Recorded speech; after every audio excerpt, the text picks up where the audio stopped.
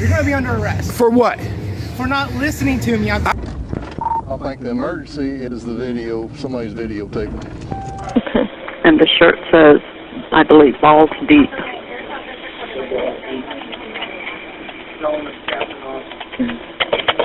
He says his name is Captain Awesome.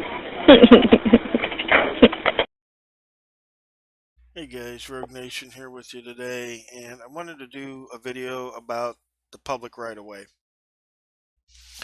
A lot of misconceptions out there in the world about a public right-of-way, and if there even is one, what one is, and such. So we're going to go over some documentation today, and then when I was out auditing a few weeks ago, I went to the right-of-way office in Tavares, Florida, to talk with a road engineer about it. And you'll see that at the end of the video here. It's about 12 minutes long or so. But let's start off here with, this is a document from the County Road Association of Michigan. It says information on right-of-way and county road agencies. What is the right-of-way and how do county road agencies manage it?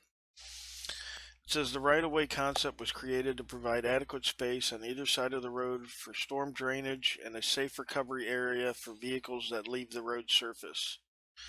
Of the 75% of roads controlled by a county road agency, the road commission or department has full jurisdiction of a permanent easement.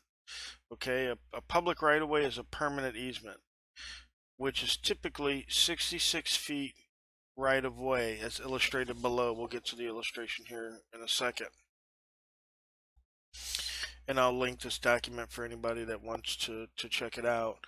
Now, as you can see here at the top, it's got the line 66 foot right-of-way, and it goes out to the edge. And then it shows you here the cars. Okay, this is a two-lane county road, right? So you have 8 to 12 feet here of travel for this side, 8 to 12 feet of travel here for this side, 0 to 4 foot for the shoulder of the road, and then it varies on the ditch here. Some are bigger, some are smaller on the ditches, but the part that never changes is the 66 foot right of way. And as you can see, it's got the telephone pole in here. There's plenty of area here between the shoulder and the end of the right of way for you to walk. Typically, being 66 foot, you have the center line, and 33 feet to either side is going to be known as the public right of way. And let me just clarify that everything here is the public right of way, right? So if there's a street here, a road, and it's not a private road, then this is a right of way, right? That's what the street is called. It's called a right of way. And they don't make, or they don't secure just enough property for two cars to travel down the road, right? They expand that, and the reason they do is for utilities, drainage ditches, like it said, car traffic that needs to pull over, being broke down, but it's also for any bicycle or foot traffic or anything of that nature. So if you're on a public road, then the side, the unpaved portion, to a certain certain distance, is also the right of way.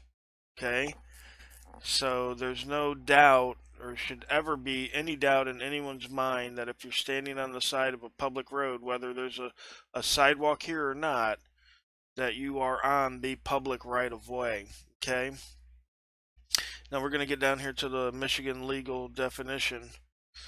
It says all highways regularly established in pursuance of existing laws, all roads that shall have been used as such for 10 years or more, whether any record or other proof exists that they were ever established as highways or not, and all roads which have been or which may hereafter be laid out and not recorded, and which shall have been used 8 years or more, shall be deemed public highways, subject to be altered or discontinued according to the provisions of this act. All highways that are or that may become such by time and use shall be 4 rods, 66 feet.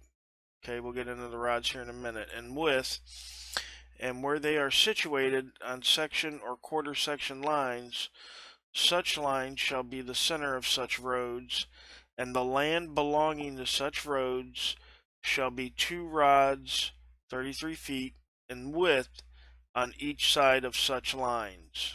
Okay? Now, a rod, here we go, it says over here, how big is a rod? It says a rod is a historic unit of measurement used by surveyors equal to 5.5 yards or 16.5 feet. All right, so back in the day when the king was first building his roads, they needed a way to measure it out so that they would be uniform, I guess you could say, right? Because if you got 2 carriages going down the road in opposite directions, you don't want them to run into each other. So they laid out this system of measurement called rods, and each rod, like it said, is 16.5 feet. And so roads were laid out as 4-rod rows, right? Which are 66 feet when you add 16.5 together 4 times 4 is 66 feet. And from the center of the road in each direction, you have 33 feet. Okay?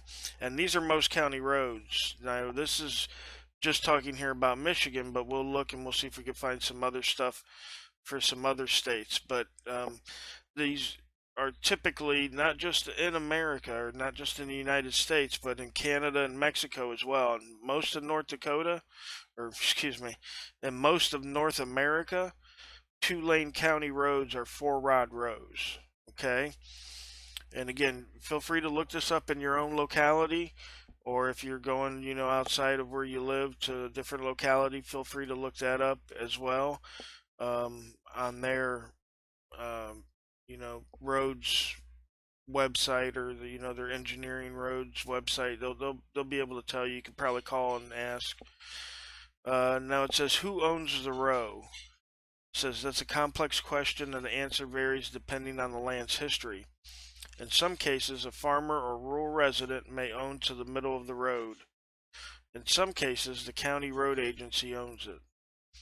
Sometimes the county road agency must buy more of it to complete a road project. In many areas of Michigan, acquiring row is the most expensive part of a road project. No matter who owns the land, okay, no matter who owns the land along a county or local road, the county road agency has a permanent authority of the 66-foot row. Landowners are not to erect permanent structures in the row, although most mailboxes are allowed. So it doesn't matter who owns the land, because the right-of-way has been granted to the state, to the city, the county, whatever you have, okay? Because we all recognize the need for roads, right? Like there's a road in front of my house. If the landowner didn't deed or transfer part of that land that they owned on my side of the street and across the street neighbor's side of the street, then they couldn't have made a road coming to our house, right? So every landowner has deeded or given over control to the state for that piece of property. Now, if the state or county, whoever, abandons that road, then the landowner can then claim up to the center line of the road again as his property, but only if the county or city has abandoned that road. Otherwise, it's a permanent row. It's public right of way, and we don't have to guess, right? So again, unless it's a private road, then it's a public right of way. Because it's a street again, this is the basic stuff here. A street is a right of way, okay, but the street doesn't just cover the paved portions. There's always, let me say it again, always space off to the side of the pavement for things, again, like drainage ditches, foot traffic, bicycle traffic, and a lot of places like neighborhoods, they have sidewalks, but in some places they don't have sidewalks. Having a sidewalk or not having a sidewalk makes no difference, right? And people say, oh, well, you have the right to walk down the right of way, but you don't have the right to stand and film. You absolutely do have that right to stand and film, just like as there was a side to your feet. The public right of way has no exceptions that you must stay in motion in order to use it, right? So that's just a bunch of hogwash. Let's get into some other stuff here.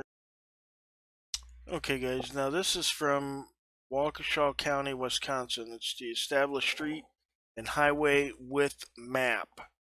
Okay, telling you how wide the streets are in Waukesha County, Wisconsin. And we have arterial roads and we have collector roads. Okay, so this again is next door to Michigan. And again, I'm telling you folks that you'll find throughout the United States this is common. This is what it is, right? This is how they do things. As far as the measurement of streets go, again, you can look it up. Feel free to look it up in your county, but you're going to find 100% the same thing. But we'll look at it, Waukesha, Wisconsin, right now, and we'll see here it's the legend, and it has the different kinds of roads or the different widths of roads for the arterial and for the collector. But I want you to notice something here, that the smallest width on either the arterial or the collector roads in the whole county, okay, the smallest roads in the whole county are 60 to 66 foot. Same thing with the collector, 60 to 66 foot. Okay, that's the pinkish ones right here, as you can see right here, over here, here. And then other areas are even wider, 120 foot plan width. Okay, so that would be 60 feet per center line each way. 200 feet plan width would be 100 feet per side. Okay, so no street is smaller than 60 to 66 foot. Okay, you've got 30 to 33 feet per side on all roads in Waukesha County, Wisconsin. Okay, and again, I'm telling you, this is uniform. This is what you're going to find in the next county down from Waukesha. This is what you're going to find in the next state over from Wisconsin, Michigan, which we already went over. Same thing you're going to find over in Minnesota, down south in Illinois. Everywhere in the states, this is pretty much what you're going to find. This is what they're going to say. All right, so we're going to get off that. There's plenty of information online on the internet for you folks to look up if you're really interested about the public right-of-way and you want to know more. If you're an auditor and you want to make sure you're safe when you're, obviously this is outside. This has nothing to do with inside of a building. But if you're outside doing outside audits and you want to make sure that you're safe and everything, you can, definitely look over your local county's road map, width map, and see what the row is on it. But I guarantee you, if you're standing a foot or two off the pavement, no matter where you are, it's a public road, you're safe. You should be safe. All right, let's get into the video now, guys, and we'll catch you on the next one. Thanks for watching.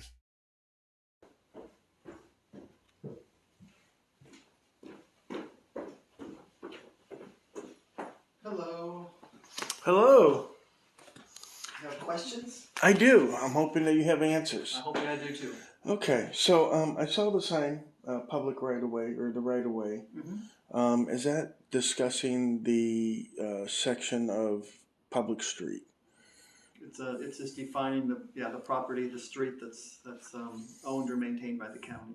Okay, so and I've looked into it, so I'm just kind of trying to get a better understanding for my viewers, because a lot of times people mistake a right of way as an easement, right? They confuse. They're like, oh, he's on the public easement and he's not allowed to be there. That's only for like utility workers or people that the specific easement is for. but I want to try to educate more folks on the public right of way, which, um, if I'm correct, there's always a section of unpaved right of way next to Yeah, generally, yeah. a public street, and that comes from England, right? The Four Rod Row, where we measured. I'm not sure, but yeah, it's maintained right away, yeah.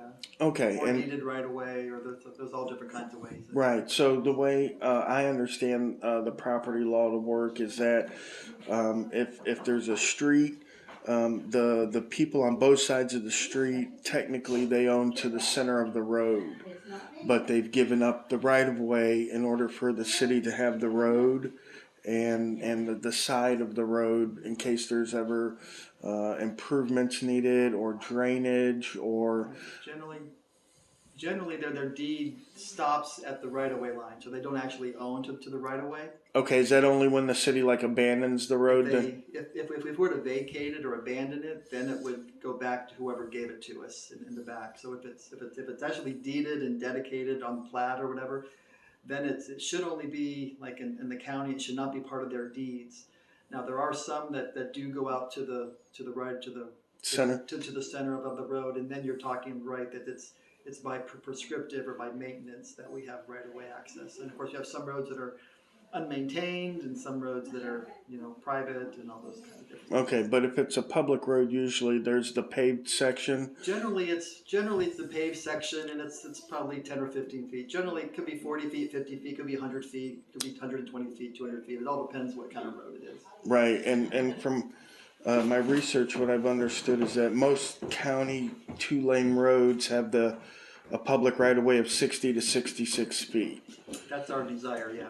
Okay, and then so It doesn't that. mean they all have it, but that's the desire. Right, but you know what I'm trying to accomplish is an understanding that if there's a public road, the road isn't only the public right of way, that there's a section on each side of that road for foot traffic, Right. or back in the day horse traffic or bicycle traffic, stuff of that It nature. all depends. I mean, most of them do. Some of them are just the pavement. Right. Generally, they're 40 or 50 feet. So generally, there's 10 to 20 feet of grass that's On the side, Generally, right. generally. And usually. Everyone's different though. Right, and usually there'll be like a sidewalk. Yeah. But if there Generally, the isn't. sidewalk is in the right of way. Generally. Right, and if there isn't a sidewalk, then it's like the grassy area next to the road. Okay, yeah. Generally, yeah. I'm just trying to help people get a better understanding of the right of way, because a lot of times when I go out to do my journalism stuff, I'm on the public right of way, and a lot of times, the people that own the property next to the right of way were like, oh, well, that's our property, and it goes to the curb, and that sort of thing. So I'm trying to get. Most of the time, that's probably not True. 100% true. Sometimes it could be. Yeah. Right, I found it to be very rarely true. Again, because like I said, if there's, the citizens can't walk in the road. Especially if there's a sidewalk. If there's a sidewalk, then that's probably right away. Absolutely, and then the grass between the sidewalk and the road Between usually. The sidewalk is generally right away. Right, yeah. So I'm just trying to help people understand is all, because. Well, good. I see you got your blood hat on. I've got one of the hero hats. Absolutely, yeah. You give blood to your hero. Absolutely, Good job. yeah. I know. Yeah. I was just looking it up. I think I've helped 51 people. It said or something. There you go. Yeah. Hey, every little bit helps, right? Every little thing. bit. We're all a big community. That's right. We could all help each other. If you want something more formal, I can put you up with my communications people, and we can try to get you something. It's not that I need it formal, because I go all over the country. Okay. So and I find, like I said, traditionally in North America, not just the United States, but Canada and Mexico as well, they've used the 4-rod row, which comes to us from the King of England back in the day, and the way they would measure roads was rods. And each rod was 16.5 feet. Right. And then so they would have what's known as a 3 or 4 rod row right away. And then obviously you put the 4 rods together, you get 66 feet. So traditionally in North America, most of them are 60 to 66 feet. But like you said, it can be different, depending on, like, obviously 441, that's got to be bigger. Right. We got some that are 200 because they're rural. We got some that are 100. We got I think 50 is like our minimum that we want. 66 is kind of your general, like you mentioned, 66 is general. If it's curved, you can have less. If it's, if you got swales, then you need more. So it's all Right. depends. And it's, Right, but so just yeah, you got it. You got it. yeah, as long as there's a little sliver, because I tell people, I says, if there's no sidewalk and there's a road and there's grassy area, it's obvious you got to walk in the grassy area. That's obviously part of the right of way for the public to transverse. And in Florida, we don't have to worry about it so much. Economically, we're a better off state, but in Alabama, they don't have any sidewalks hardly.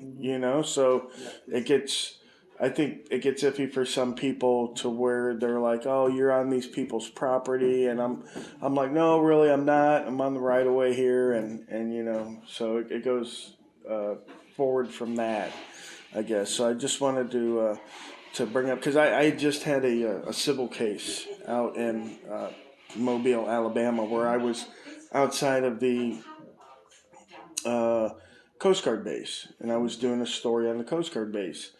And they had the Tulane County Road, and they had very little strip of grass next to the road, and then there was their fence. And I was standing on that little piece of grass, and there was a light pole. Right, there was a light pole there, and the Coast Guard had said, hey, you're on our property. And I said, no, I'm really not on your property. I'm on the right of way here, and the cops showed up, and they made me get off their side and then told me to go right to the other side, which didn't make any sense to me because it was a private property. It was a house over there. I'm like, how is this their property? And that guy's not his property. But, regardless. But the judge had said in the case that they had owned the property underlying the right-of-way.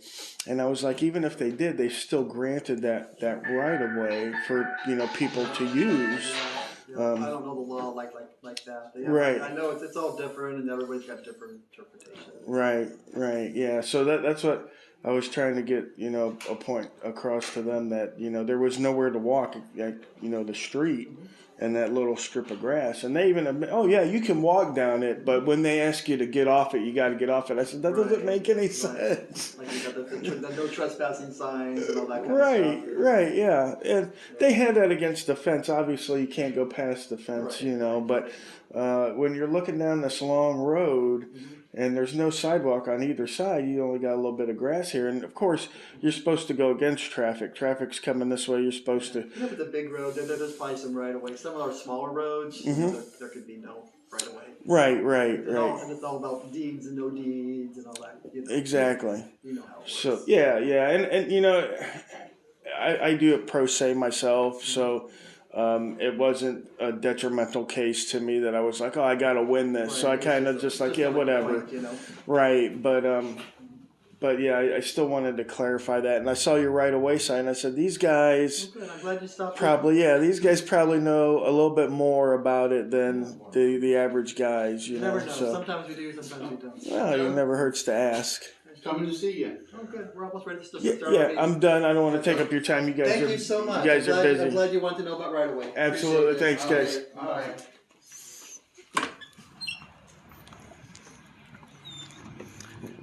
All right, guys, there you have it. Public right-of-way, different than public easement. So, and feel free to research that yourself, the 4-rod row. Again, that comes to us from the King. Most 2-lane roads in North America. And you could check with your local engineering department, for your roads.